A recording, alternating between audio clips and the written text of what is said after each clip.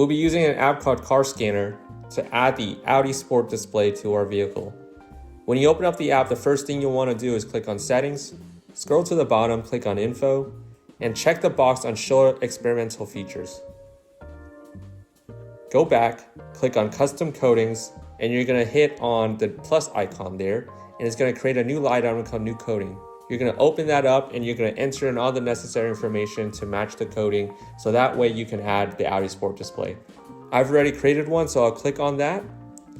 And on the screen here, you're going to want to make sure that you have everything that you see matched up on your Car Scanner app so you can add the Sport Display. So I'll slowly scroll on this screen so that way you can go ahead and copy it.